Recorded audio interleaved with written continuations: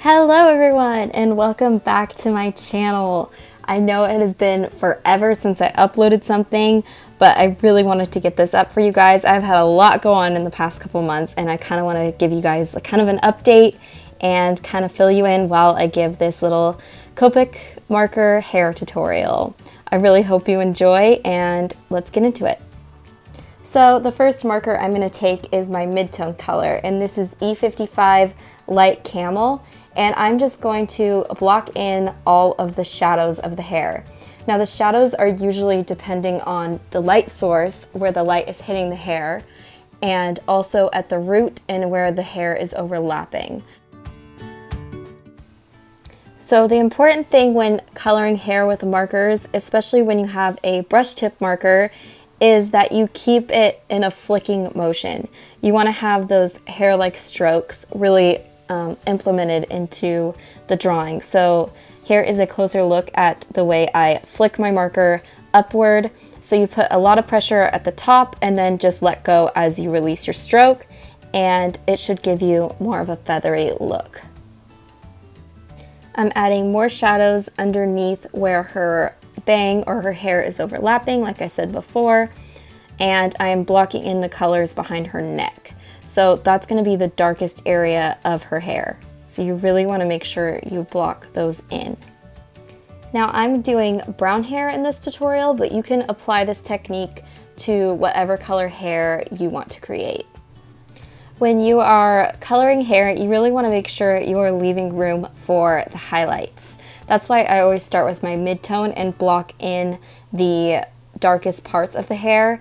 I know some people like to work light to dark. I do that with skin, but for hair, I like to work kind of mid-tone, dark, and then light. So I really make sure I capture the highlights of the hair. It's really important. You really want to make sure you're capturing that light source. In this case, the light source is coming from the right, so it's going to be more highlighted on the right side than the left side. Another thing I suggest with hair is that you try to use at least 3 to 4 markers. Make sure you have a deepest shadow, you have a mid-tone, and a highlight. If you have at least those 3 markers, you should be able to create hair with lots of dimension and lots of contrast, which is really important.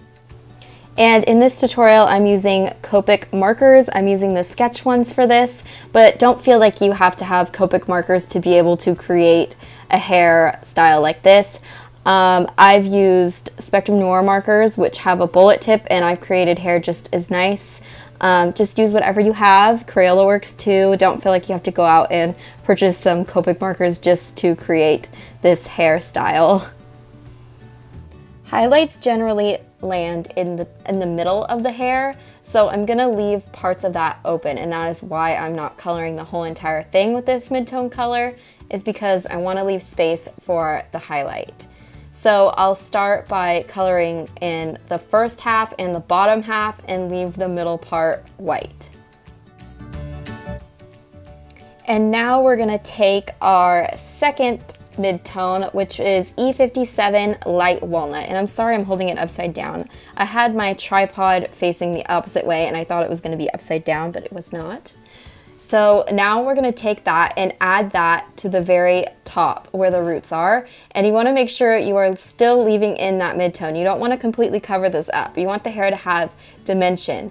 So we're just going to go over that a little bit and deepen up those shadows. So make sure you are covering where the hair is overlapping each other. This is why I picked curly, wavy hair for this tutorial, because it really shows where hair is overlapping. If I picked straight hair, it would be a little bit harder to show you.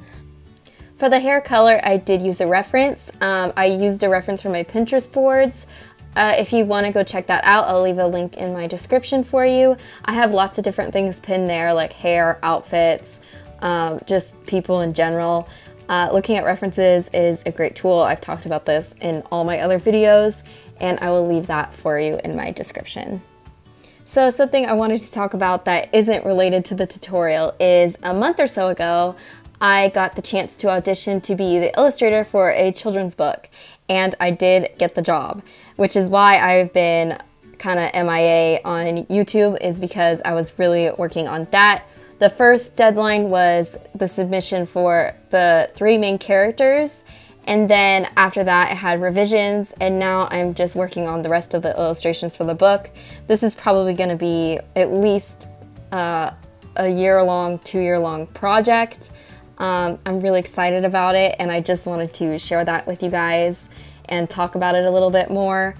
I did share this on my Instagram, so if you follow me there, you've probably already heard about this, but that is why I've been a little quiet on YouTube. But I am going to try to upload every Saturday or every other Saturday, depending on my time schedule. It'll just, you know, vary, but I'm going to try to be as consistent as possible. And I also reached 100 subscribers on YouTube.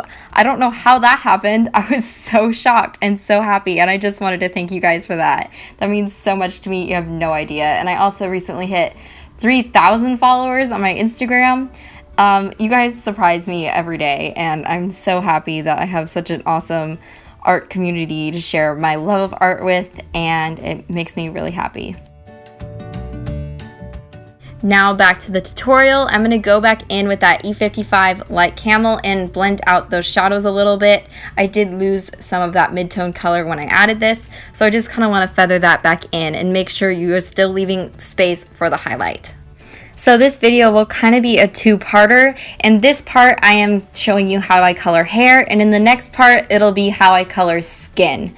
And I asked my Instagram followers which they wanted to see first, and of course hair won, which I was really excited about. I've been wanting to do a hair tutorial for a long time because I finally just kind of grasped it. It took me a while to get the hang of coloring hair with markers, and it's a little bit different than colored pencil, which is what I used for such a long time.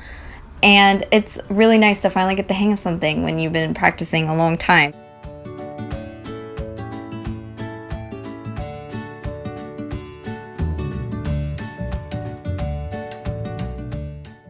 So now I'm going to take my deepest shade, and this is E27 Milk Chocolate, and I'm going to put this at the very top of the roots and underneath or behind the neck and in the deepest parts of the hair. So the parts that are really hidden by other pieces of hair and the parts that are really overlapped.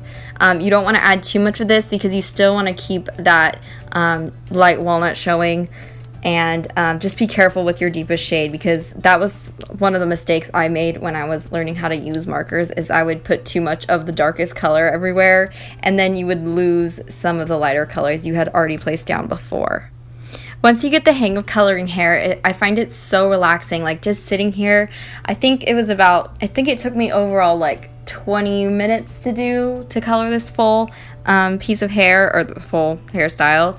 And it's so relaxing. Like you put on some music and you're just coloring in hair, and it's like one of the most relaxing things to color. I think it's probably one of my favorite things to color. I felt that way when I used colored pencils too. It's just really nice to do once you get the hang of it. I know a lot of people are very frustrated with coloring hair, and I felt the same way for a really long time, but it's really nice once you get the hang of it. So now we're finally going in with the highlight shade, and I'm using E21 Soft Sun. Now you'll see me layer this right next to the mid-tone shade, and I'm still leaving parts of it white. And that's because I want to color the lightest parts in last, because I want the other parts to dry. The more you layer up a Copic marker or an alcohol-based marker, the darker it gets. So I really just want to leave parts of that white and then come back to it later and then color it in. That way it's really lighter than the rest of the hair.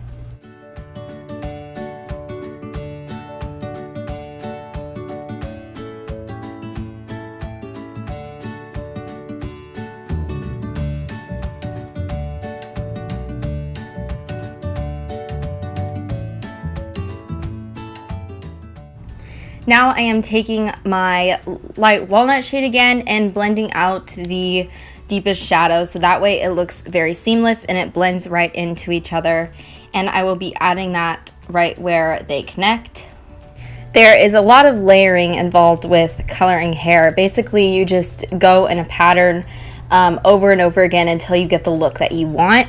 And that's what I'm doing here. That's why I'm going back in with that light walnut shade, because I really want that seamless blend. And to do that, you have to keep layering and layering and layering. This is the part I find that gets kind of tricky, is making sure you still are leaving that space for the highlights to come in. You just want to really use really light strokes. That way you don't go into that white space. But another thing you could do that I've seen a lot of other Copic artists do is go in with a white gel pen afterward and kind of add your white highlights. I do that sometimes, but sometimes I just don't want the harsh white effect. It just depends on what you like and what your style consists of. So I'm taking that E55 another time and blending out the milk chocolate, or not the milk chocolate, the light walnut shade. On the left side, I'm going to fill in those white spaces mostly because that's the highlight shade on that side of the hair. And on the right side of the hair, that's where I left a lot of the white spaces, so I can fill it in later. So now we are finally to the last highlighting stage. This is the E21 Soft Sun, and I'm gonna color in those white spaces. Something I forgot to mention is you need to make sure you are coloring in the same direction.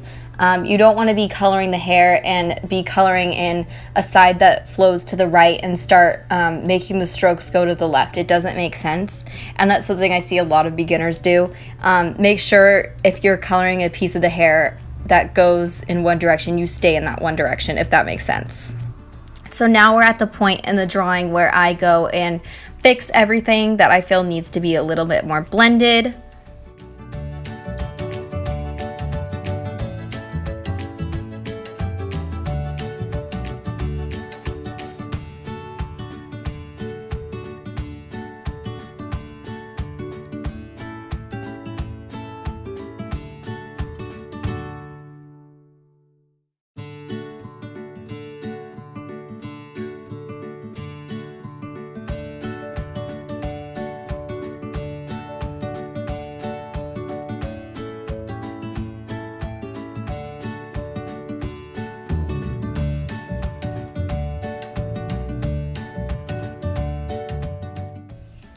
So now we're going to take the E27 again and just add in the darker shadows again, because sometimes they get a little washed out with all the layering you have to do.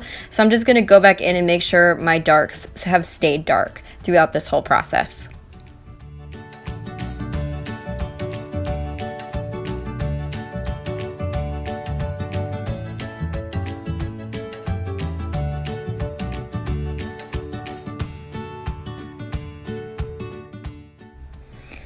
And that should be it. If you're happy with the way your hair came out, you can just leave it, or you can go back in with a white gel pen, especially if you did lose some of your highlight color when you were blending. You could take that and just add some bright white highlights to your drawing. And then you're done. Thank you guys for watching. Make sure you like, comment, and subscribe. It really helps me out. And stay tuned for next Saturday. That will be the how to color skin portion of this video. Thank you again for watching, and I'll speak to you guys really soon.